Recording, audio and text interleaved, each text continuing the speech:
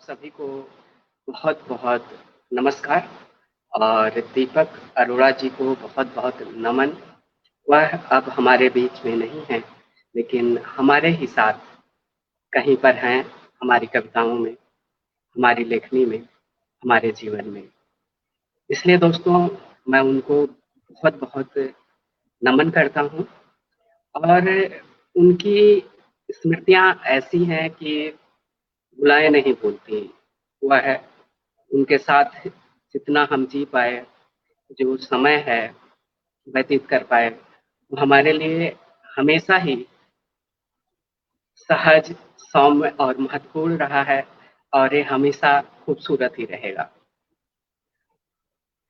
अभी के लिए कुछ कविताएं मैं आप लोगों को सुनाना चाहता हूँ। शुरुआत करता हूँ बिना भूमिका के ही। एक कविता जिसका शीर्षक है संजीदा घाव। पत्थरों को काटकर पत्थरों को काटकर सौंदर्य तराशता हुआ कलाकार, पत्थरों को काटकर सौंदर्य तराशता हुआ कलाकार कल्पना करता है एक स्त्री की, करता है उस स्त्री की पीठ, पेट, जांघ और छातियों से परवार। कलाकार की कल्पना और छैनी के परस्परवार से कलाकार की कल्पना और छैनी के परस्परवार से पत्थर लेने लगता है दैवी आकार। और दूर कहीं से कुछ स्त्रियों के रोने की आवाजें आती हैं। दरअसल कुछ घाव पत्थरों को भी संजीदा बना देते हैं। इसी क्रम में एक और कविता आप सभी को मैं सुनाने जा रहा हूँ। कविता का शीर्षक है मेरे अंदर का रिक्त इंसान। रिक्तता इस कविता का शीर्षक है। और मेरे अंदर का रिक्त इंसान, मेरे अंदर का रिक्त इंसान न कुछ कहता है, न कुछ सुनता है।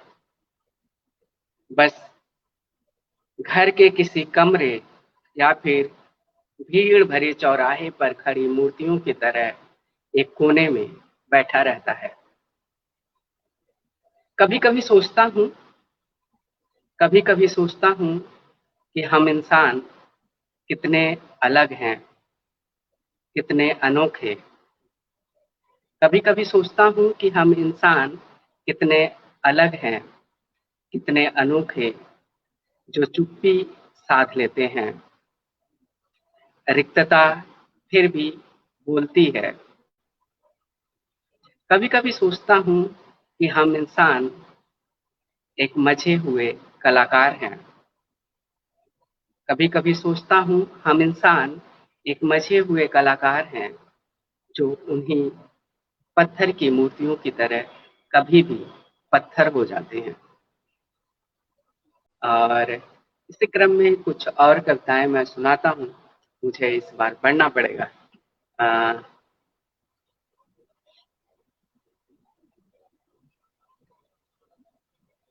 एक कविता है,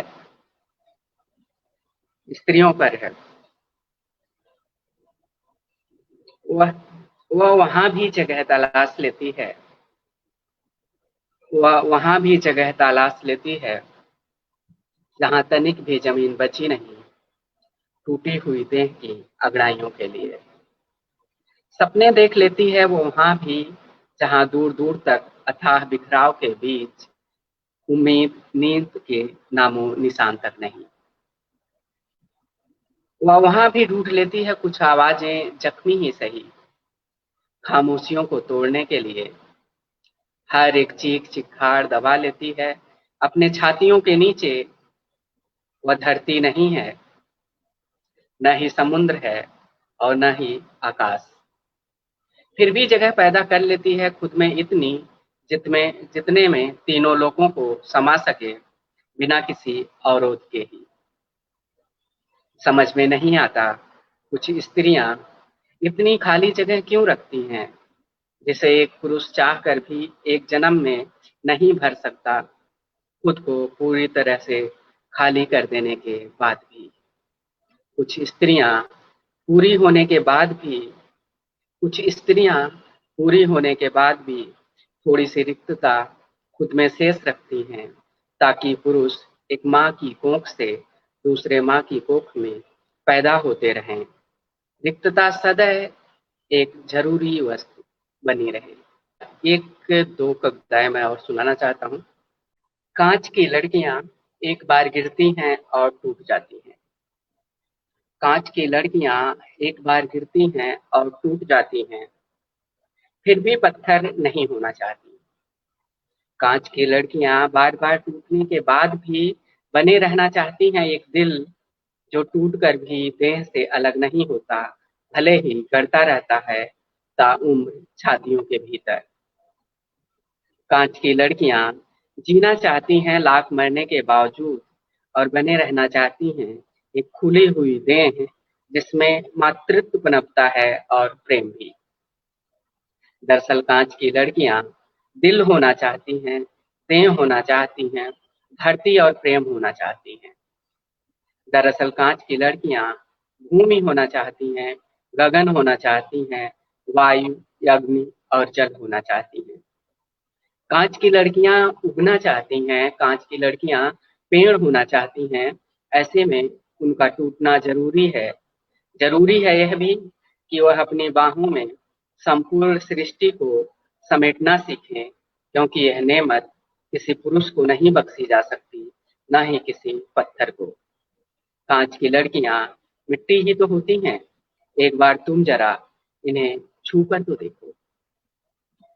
ये कविता है पिता माए बेटियां और छोटी छोटी तीन अलग अलग हैं, पर सब मिला के एक कविता है। अकेलापन खिड़की में बैठा था। अकेलापन खिड़की में बैठा था, इंतजार चौखट पर। अकेलापन खिड़की में बैठा था, इंतजार चौखट पर। देह अनुपस्थित थी, घर की सारी जगह खाली। वह आए, माथे पर एक चुंबन रखा, फिर चल दिए। बेटियों के जीवन में पिता बस इतने ही होते हैं।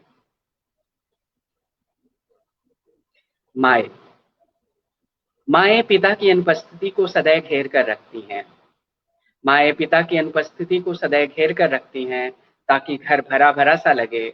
माए कहती हैं कि घर में कोई जगह खाली नहीं होनी चाहिए, इसलिए दीवारों पर तस्वीर टांग दो। मैं हर तस्वीर में पिता को ढूंढती, चौखट से बाहर निकल चांद तक जाती हूँ।